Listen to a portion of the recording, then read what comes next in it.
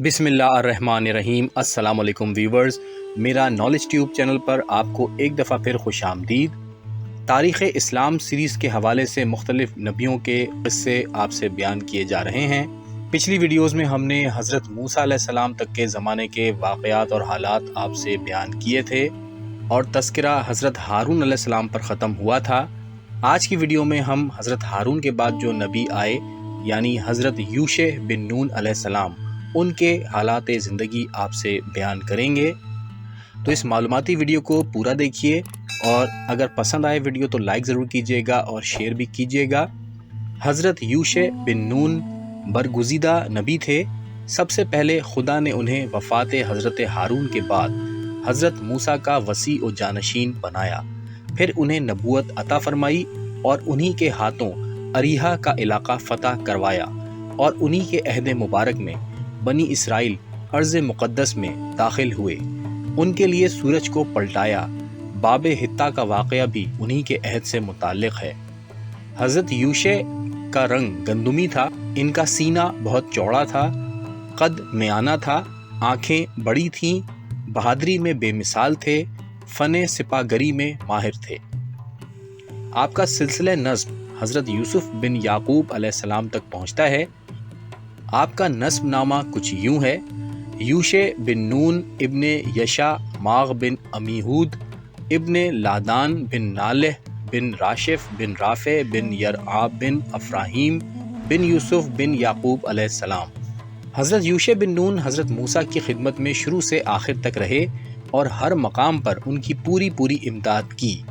جب حضرت موسیٰ نے اللہ کے حکم سے دریا میں راستہ پیدا کیا، اس موقع پر بھی مصروف خدمت دین رہے۔ 40 سال وادی تیہ میں خدمت بھی کرتے رہے اور ہر مرحلے میں حضرت موسیٰ علیہ السلام کے قوت بازو ثابت ہوئے۔ وہ مشہور سفر جس کا ذکر قرآن مجید میں موجود ہے، اس میں بھی حضرت موسیٰ علیہ السلام کے وہ ہم سفر رہے۔ قرآن میں سورہ کہف میں یہ واقعہ موجود ہے جس کا ترجمہ کچھ یوں ہے: وہ واقعہ یاد کرو جب موسیٰ خضر کی ملاقات کو چلے تو اپنے جوان وصی یوشع سے بولے کہ جب تک میں دونوں دریاؤں کے ملنے کی جگہ نہ پہنچ جاؤں چلنے سے باز نہ آؤں گا، خواہ اگر ملاقات ہو یا نہ ہو تو برسوں یوں ہی چلتا جاؤں گا۔ پھر جب ان دونوں دریاؤں کے ملنے کی جگہ پر پہنچے تو اپنی بھنی ہوئی مچھلی چھوڑ چلے، تو اس نے دریا میں سرنگ بنا کر اپنی راہ لی۔ پھر جب کچھ اور آگے بڑھ گئے تو موسیٰ نے اپنے جوان وصی سے کہا، ہمارا ناشتہ ہمیں دے دو، ہمارے آج کے سفر سے تو ہم کو بڑی تھکن ہوئی ہے۔ یوشع نے کہا کہ کیا آپ نے یہ دیکھا بھی کہ جب ہم لوگ دریا کے کنارے اس پتھر کے پاس ٹھہرے تھے تو میں اسی جگہ مچھلی چھوڑ آیا اور آپ سے اس کا ذکر نہ کر سکا، اور مچھلی نے عجیب طرح سے دریا میں اپنی راہ لی۔ موسیٰ نے کہا کہ وہی تو وہ جگہ ہے جس کی ہم جستجو میں تھے۔ پھر دونوں اپنے قدم کے نشانوں پر دیکھتے دیکھتے الٹے پاؤں پھرے تو جہاں مچھلی چھوڑی تھی، دونوں نے ہمارے بندوں میں سے ایک خاص بندہ خضر کو پایا جس کو ہم نے اپنی بارگاہ سے رحمت ولایت کا حصہ عطا کیا۔ ویورز، اس واقعے کی مکمل تفصیل انشاءاللہ حالات حضرت خضر میں بیان کی جائے گی۔ الغرض، حضرت موسیٰ علیہ السلام نے حضرت ہارون کی وفات کے بعد حضرت یوشع بن نون کو بحکم خدا اپنا خلیفہ بنایا تھا۔ علماء اور مورخین کا بیان ہے کہ حضرت یوشع بن نون حضرت موسیٰ علیہ السلام کے ہمشیر زادے تھے۔ اللہ تعالیٰ نے حضرت موسیٰ کی وفات کے بعد حضرت یوشع پر یہ وحی کی کہ موسیٰ کی وفات کے بعد اب تم پر یہ فریضہ عائد کیا جاتا ہے کہ تم رود اردن کو عبور کر کے ان لوگوں کو اس زمین پر پہنچاؤ جس کا میں نے وعدہ کیا ہے، اور شام و کنعان و بیت المقدس کی زمینوں کو بنی اسرائیل پر تقسیم کر دو۔ میں جس طرح موسیٰ کے ساتھ تھا تمہارے ساتھ بھی ہوں، اور جس طرح ان کی مدد کی ہے تمہاری بھی مدد کروں گا۔ تمہارا فرض ہے کہ تم موسیٰ کی روش پر چلو اور ان کے طریقے سے انحراف مت کرو۔ تم بنی اسرائیل کی رہبری کرو اور دل جمی سے کام کرو۔ حضرت یوشع بن نون حکم خداوندی پاتے ہی کمر کس کر کھڑے ہو گئے اور فوراً اپنے لشکر کے کمانڈروں کو طلب فرمایا اور انہیں حکم دیا کہ بنی اسرائیل کو کہہ دو کہ فتح اریحا کے لیے تیار ہو جائیں۔ میں 3 دن میں وہاں پہنچنا چاہتا ہوں اور ان زمینوں کو حاصل کر کے جن کے فتح کرنے کا حکم دیا گیا ہے بنی اسرائیل کو تقسیم کرنا چاہتا ہوں۔ اس کے بعد بنی راد، بنی جاد اور بنی میشا کو طلب فرمایا اور ان سے فرمایا کہ تم جس طرح حضرت موسیٰ سے جنگجوئی کا وعدہ کر چکے ہو اب اس کے لیے تیار ہو جاؤ۔ ان لوگوں نے بھی یک دل و یک زبان ہو کر نبرد آزمائی کا اقرار کر لیا اور کہا کہ آپ مطمئن رہیں، جس طرح ہم موسیٰ کے ساتھ ہو کر جنگ کر رہے تھے اسی طرح آپ کے ہمراہ بھی لڑیں گے۔ حضرت یوشع بن نون کو جب پوری تسلی ہو گئی تو انہوں نے 2 شخصوں کو جاسوسی کے لیے اریحا بھیج دیا اور انہیں ہدایت کر دی کہ وہاں کے تمام حالات معلوم کر کے اطلاع کریں۔ وہ دونوں اشخاص حضرت یوشع بن نون سے رخصت ہو کر شہر اریحا میں وارد ہوئے۔ وہاں چونکہ ان کا کوئی جاننے والا نہ تھا اس لیے وہ ایک زن زانیہ کے مکان میں قیام پذیر ہوئے جس کا نام راہاب تھا اور رات اس کے یہاں گزاری۔ ابھی صبح نہ ہونے پائی تھی کہ کسی شخص نے والی اریحا کو باخبر کر دیا کہ 2 شخص یوشع بن نون کے بھیجے ہوئے شہر اریحا میں داخل ہوئے ہیں اور راہاب کے مکان میں مقیم ہیں۔ والی اریحا نے سپاہیوں کی ایک جماعت راہاب کے مکان پر بھیج دی اور ان کو حکم دیا کہ جاسوسوں کو گرفتار کر کے لائیں۔ جب وہ لوگ راہاب کے مکان پر پہنچے تو اس نے بڑی پھرتی سے ان دونوں کو اس کھیت میں چھپا دیا جو کپاس کا تھا اور ان لوگوں سے کہا کہ بے شک 2 اشخاص رات کے وقت آئے تھے اور صبح ہوتے ہی چلے گئے، مجھے نہیں معلوم کہ وہ کون تھے اور کہاں سے آئے تھے اور کیوں آئے تھے۔ اب اگر تم انہیں گرفتار کرنا چاہتے ہو تو اس کی صورت یہ ہے کہ تم فوراً فلاں جانب روانہ ہو جاؤ اور انہیں پکڑ لو۔ چنانچہ وہ لوگ اس کے کہنے کے مطابق بتائی ہوئی سمت کو روانہ ہو گئے۔ جب وہ روانہ ہو گئے تو اس نے اپنے گھر کے دروازے پر تالا لگا دیا اور ان جاسوسوں سے جا کر کہا کہ بنی اسرائیل کی اس وقت سے یہاں کے لوگوں پر دھاگ بیٹھی ہوئی ہے جب سے وہ مصر سے نکل کر آئے ہیں اور انہوں نے دریا عبور کیا ہے اور جنگ عمالقہ کے موقع پر اوج بن اوق اور بالاق نیز دیگر بادشاہوں کو قتل کیا ہے۔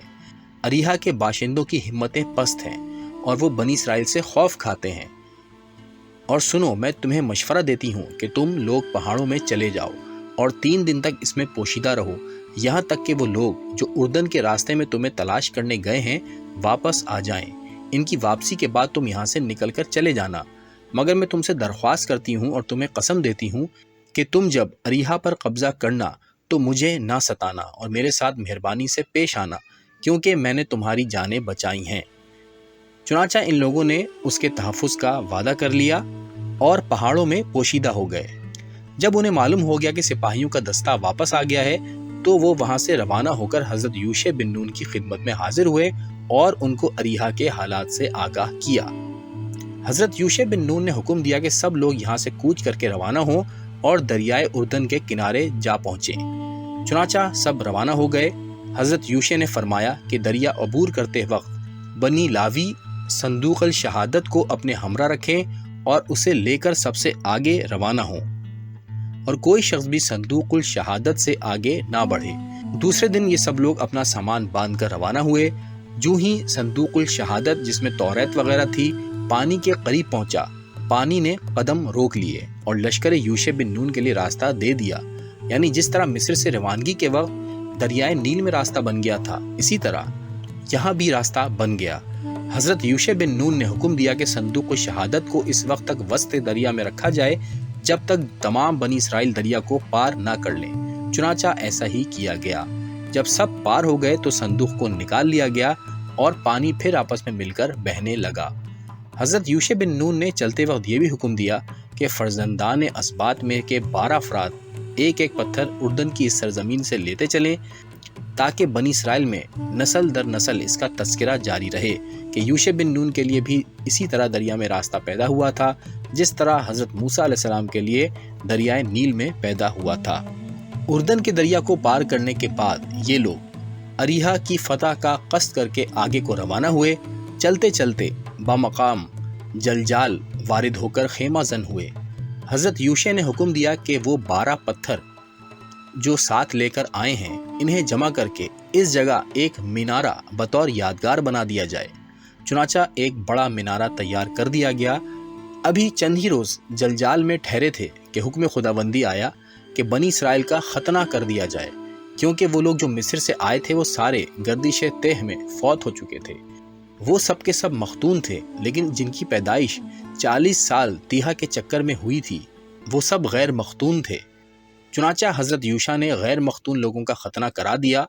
बनी इसराइल जब मकाम जलजाल में पहुँचे और यहाँ पर उनका एक ही दिन गुजरा था कि मनो सलवा के नज़ूल का सिलसिला बंद हो गया और फिर इन लोगों ने ज़मीन से उगी हुई चीज़ों का इस्तेमाल शुरू कर दिया। वीवर्स, मनो सलवा के हवाले से पिछली वीडियोस में जिक्र किया जा चुका है। फिर इसी दिन जिस दिन मनो सलवा का नज़ूल बंद हुआ, हज़रत यूशा बिन नून ने अरीहा की तरफ नज़र उठाकर देखा तो उन्हें एक बहादुर शख्स शमशीर बरहना हाथ में लिए हुए नजर आया। हज़रत यूशा अपने मकाम से चलकर उसके पास पहुंचे और उससे पूछा कि तू कौन है, हमारे लश्करियों से है या नहीं।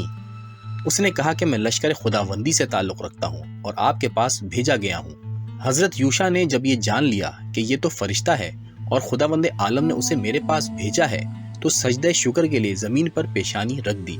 फिर सर उठाकर पूछा कि खुदावंद आलम का क्या हुक्म है। उसने कहा कि मैं ये बताने आया हूँ कि तुम जिस अर्ज़ मुक़द्दस को हासिल करने के लिए मामूर हुए हो, इसका आगाज़ हो चुका है।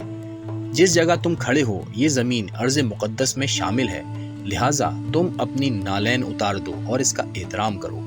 हज़रत यूशा बिन नून अपनी जूतियाँ उतार कर हमदे बारी में मशगूल हो गए। हमदे बारी बजा लाने के बाद हज़रत यूशा बिन नून ने बनी लावी के चंद नुमाया अफराद को बुलाकर उन्हें हुक्म दिया कि संदूकुल शहादत ले आओ। वो ले आए। फिर औलाद हारून में से 7 लोगों को मुंतखब किया और कहा, तुम संदूकुल शहादत के हमरा होकर बिल्कुल खामोशी के साथ 3 मरतबा हुदूद अरीहा का तवाफ़ करो। वो लोग हस्बुल हुक्म रवाना हुए और तवाफ़ करके वापस आए। एक रिवायत के मुताबिक इन लोगों ने 6 रोज़ मुसलसल 3-3 बार तवाफ़ किया और अरीहा को हर जानिब से अच्छी तरह देखभाल लिया। शहर अरीहा बेहतरीन शहर था और इसके गिर्द जो फसील थी वो बेहद मुस्तहकम थी और इसके संगरेज़े भी बेहतरीन थे। इसकी बुलंदी अफलाक से बातें करती थी। इसमें बहुत बड़े बड़े और उम्दा मकानात बने हुए थे, बेपनाह बागात थे, नहरें जारी थीं और ये शहर खूबसूरत और महफूज था।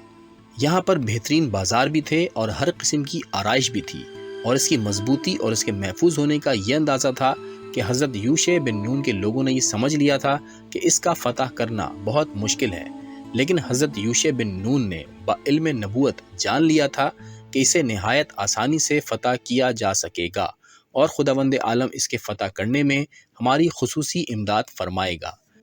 चुनाचा हज़रत यूशा ने दुआए कामरानी भी की। फिर जब मुहासरे को 7वां दिन हुआ तो हज़रत यूशा बिन नून ने हुक्म दिया कि आज अच्छी तरह तमाम हालात और कैफियत से आगाही हासिल करके हमें मुतला करो। चुनाचा लोगों ने 7 मरतबा तवाफ़ किया और हालात से बाखबर होकर इस शहर के फ़तह करने का मशवरा दिया और कहा कि अब ताख़ीर की ज़रूरत नहीं है। चुनाचा हज़रत यूशा बिन नून ने हालात का जायज़ा लेने के बाद हुक्म दिया कि अब इस पर एक तरफ से पूरी ताकत के साथ हमला कर दो और इसमें जिसको पाओ उसे कत्ल करो और जो कुछ पाओ उस पर कब्ज़ा करो। अलबत्ता रहाब का ख्याल रखना, इसे किसी किस्म की कोई तकलीफ ना पहुँचे, क्योंकि उसने हमारे सफ़ीरों की जान बचाई थी। हज़रत यूशा बिन नून का हुक्म पाते ही बनी इसराइल ने अपनी पूरी ताकत से अरीहा पर एक जानिब से हमला कर दिया। खुदा का ये करना हुआ कि जैसे ही हज़रत यूशा बिन नून का लश्कर अरीहा की तरफ बढ़ा, शहर की दीवारें खुद ब खुद गिरना शुरू हो गईं और इनका लश्कर बड़ी आसानी से दाखिल अरीहा हो गया। शहर में घुसने के बाद इन लश्करियों ने पूरी ताकत के साथ कत्लो गारत किया और जो कुछ ज़रो जवाहिर पाया उसे ले लिया और सारा माल और ज़र एक खेमे में जमा कर दिया।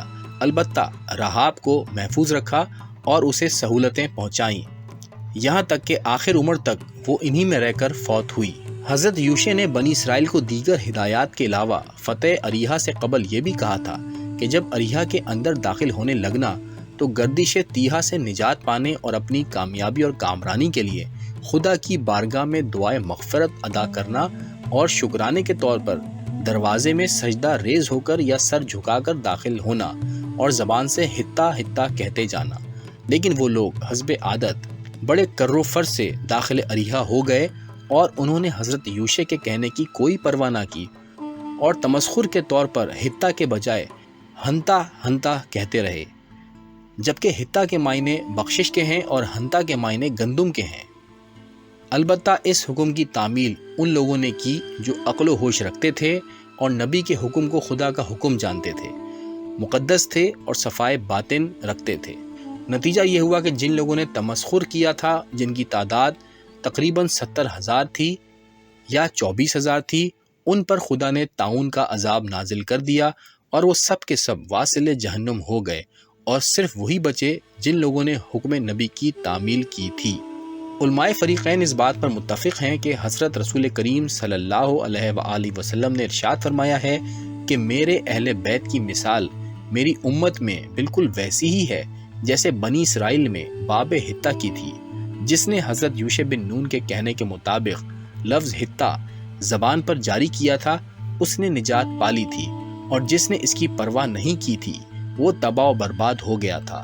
بالکل اسی طرح میری امت کے لیے یہ ہے کہ جو ان میں سے باعتقاد و صحیح میرے اہل بیت کے تابع فرمان ہوگا اور ان سے دل و جان سے محبت کرے گا وہی نجات پائے گا، اور جو ان کی نافرمانی کرے گا اور ان کی پیروی نہ کرے گا اور انہیں امام برحق نہ مانے گا وہ تباہ و برباد ہو کر رہے گا اور اس کی نجات کا کوئی ذریعہ نہ ہوگا۔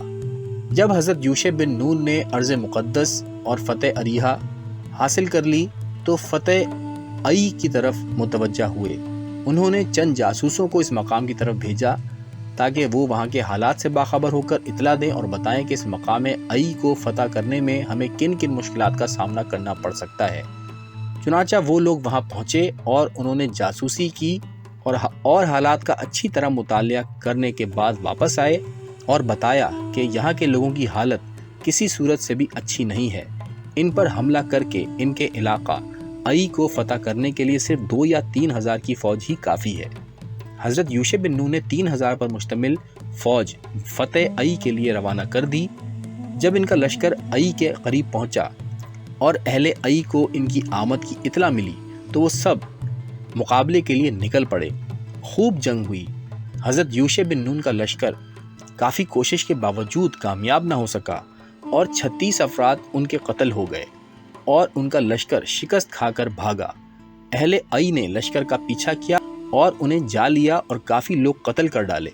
جب شکست خوردہ لشکر حضرت یوشع بن نون کے پاس پہنچا اور اس نے حالات بتائے تو حضرت یوشع کو نہ صرف افسوس ہوا بلکہ تعجب بھی ہوا، کیونکہ انہیں یقین تھا کہ اہل ای میں ہم سے لڑنے کی طاقت نہیں ہے۔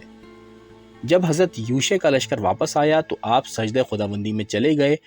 وہی ہوئی کہ اے یوشع، یہ شکست ان لوگوں کی طاقت کی وجہ سے نہیں ہوئی بلکہ تمہاری قوم کی خیانت کی وجہ سے ہوئی ہے۔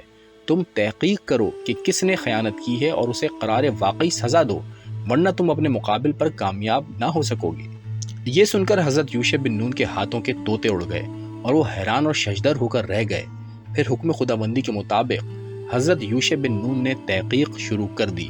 انہوں نے سب سے پہلے تمام اسباط کی اولاد کو جمع کیا، پھر ان میں قرعہ ڈالا تو نکلا کہ وہ خائن یہودا کی نسل میں ہے۔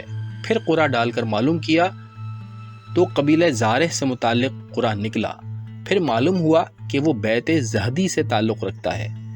پھر بذریعہ قرعہ معلوم کیا کہ بیت زہدی میں آغان بن کرمی بن زبدی بن زارح نے خیانت کی ہے۔ حضرت یوشع بن نون نے اس سے فرمایا کہ تو نے کیا خیانت کی ہے اور کیوں کی ہے؟ اس نے کہا حضور، جب اریحا میں قتل و غارت اور لوٹ مار جاری تھی میں نے ایک ایسا پاجامہ پایا تھا جس کی بناوٹ میں 200 مسقال چاندی اور 50 مسقال سونا شامل تھا۔ وہ مجھے بہت پسند آیا اور میں نے اسے اصول شریعت کے خلاف اپنے قبضے میں کر لیا، پھر اسے زمین میں دفن کر کے محفوظ کر دیا۔ حضرت یوشع بن نون نے اسے زمین سے نکلوا کر بیت المال میں جمع کروا دیا اور اسے قرار واقعی سزا دی، کیونکہ اس کی اس خیانت سے جنگ میں شکست ہو گئی تھی اور کثیر آدمی مارے گئے تھے۔ تواریخ میں ہے کہ حضرت یوشع نے اسے رجم کی سزا سنائی اور حکم دیا کہ تمام بنی اسرائیل اس پر پتھر ماریں۔ چنانچہ سب نے مل کر اسے اتنے پتھر مارے کہ ایک ٹیلہ بن گیا اور اس کا نام برج افقنہ رکھ دیا۔ اس کے بعد حضرت یوشع بن نون نے 30,000 فوجیوں کو تسخیر ای کے لیے روانہ کیا اور انہیں ہدایت کر دی کہ تم لوگ مقام ای کے ایک جانب کمین گاہ بنا کر ٹھہرو، میں صبح کو وہاں پہنچوں گا۔ وہ لوگ وہاں سے روانہ ہو کر ای کی جانب غربی با مقام بیت نیل قیام پذیر ہو گئے۔ پھر صبح کو حضرت یوشع مشائق بنی اسرائیل کو ہمراہ لے کر ای کی جانب غربی میں جا پہنچے اور سب کو لے کر قلعہ ای کے قریب پہنچ گئے۔ ای کے والی نے اپنا لشکر لیا اور باہر آیا اور مصروف جنگ ہو گیا۔ حضرت یوشع اصول جنگ کے تحت اپنے لشکر کو لے کر پیچھے ہٹنے لگے۔ والی ای سمجھا کہ یہ لوگ ہارتے ہوئے بھاگ رہے ہیں۔ اس نے ان کا پیچھا شروع کیا اور قلعے کے دروازے کو کھلا چھوڑ دیا۔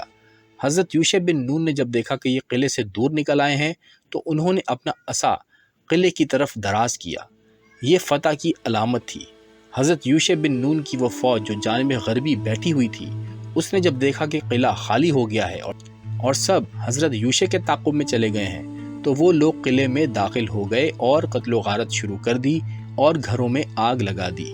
مقام ای کے دارالسلطنت میں جب آگ لگی اور دھواں اٹھا تو حضرت یوشع سمجھ گئے کہ ای فتح ہو گیا ہے اور ہمارے لوگ اس میں داخل ہو چکے ہیں۔ یہ دیکھ کر انہوں نے اپنا حملہ بھی تیز کر دیا اور پیچھے ہٹنے کے بجائے آگے کو بڑھنے لگے، یہاں تک کہ سب کو قتل کر ڈالا۔ البتہ یوشع کے لشکر نے والی ای کو گرفتار کر لیا۔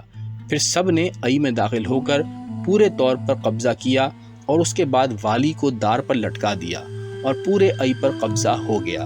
ای میں جتنے لوگ قتل ہوئے تھے ان کی تعداد 12,000 تھی۔ حضرت یوشع بن نون ای کو فتح کرنے کے بعد اپنے قیام کی جگہ یعنی جلجال واپس چلے گئے، مگر ان کی کامیابی کا شہرہ تمام ارض مقدس میں پھیل گیا اور تمام بادشاہ جو اس ارض مقدس کے کسی بھی حصے میں تھے وہ سب خوفزدہ ہو گئے۔ حضرت یوشع بن نون سے خوف کی وجہ سے مقام جبون کے مشائخ نے اپنے بچاؤ کا یہ انتظام کیا کہ پھٹے پرانے کپڑے پہن کر حضرت یوشع کے پاس آ گئے اور ان سے اپنی بے مائگی کا حوالہ دے کر ان سے اپنی نجات کا وعدہ لے لیا اور اس طرح جنگ سے بچ گئے۔ حضرت یوشع بن نون نے ان لوگوں کو اپنی فوج کے لیے لکڑیاں لانے اور پانی فراہم کرنے کے لیے معین کر دیا۔ جبون کے لوگوں کے معاہدے کی خبر جب دیگر بادشاہوں تک پہنچی تو انہوں نے بھی ایکا کر لیا اور فیصلہ کیا کہ یوشع بن نون سے مقابلہ کیا جائے، لیکن اس سے پہلے جبون کے باشندوں کو ان کی اس حرکت کی سزا دی جائے۔ چنانچہ ان لوگوں نے جمع ہو کر جبون پر حملہ کرنا چاہا۔ جبون نے جب اپنے اوپر لوگوں کی یورش کا یقین کر لیا تو ایک شخص کو جلجال بھیج دیا اور کہلا بھیجا کہ ہم آپ کے غلام ہیں اور اب ہم پر یہ مصیبت آ رہی ہے، براہ کرم آپ ہماری خبر لیں۔ حضرت یوشع بن نون نے لشکر تیار کیا اور سب کے سب وہاں سے روانہ ہوئے۔ ساری رات راستہ طے کر کے صبح کو وہاں پہنچے تو دشمن کی فوج کو تیار پایا۔ خوب گھمسان کی جنگ ہوئی۔ جب کامیابی کے آثار نمایاں ہوئے تو آفتاب ڈوبنے لگا، اور چونکہ ہفتے کو بنی اسرائیل عبادت کے سوا کچھ نہ کرتے تھے اور جمعے کا دن ختم ہو رہا تھا، اس لیے حضرت یوشع بن نون نے دعا کی، خدایا آفتاب کو پلٹا دے تاکہ آج ہی جنگ کا خاتمہ ہو جائے۔ ان کی دعا مستجاب ہوئی اور آفتاب مغرب سے پلٹ کر اتنی بلندی پر آ گیا کہ پھر غروب کرتے کرتے حضرت یوشع جنگ سے فارغ ہو گئے۔ تاریخ یعقوبی میں ہے کہ جنگ جاری تھی اور کامیابی صرف اس لیے نہیں ہو رہی تھی کہ مخالف کے پاس ایک ایسی عورت تھی جو برہنہ ہو کر نجوم کے ذریعے سے عمل کرتی تھی۔ یوشع نے دعا کی اور دن بڑا ہو گیا اور جس سے اس کا حساب غلط ہو گیا اور یوشع بن نون کامیاب ہو گئے۔ روایت ہے کہ حضرت یوشع بن نون نے اس طرح دعا کی، خدایا آفتاب کو میرے لیے پلٹا دے۔